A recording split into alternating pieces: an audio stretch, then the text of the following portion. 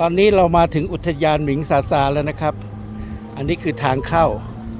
วันที่ 17 เมษายนเวลาบ่าย 2 โมงเศษนะครับ เราเดินทางมาจากเมืองที่มีด่านเจี้ยอี้กวง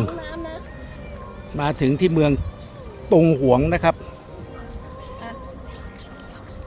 เอาขวดน้ำไปนะปากทางเข้านะครับอันนี้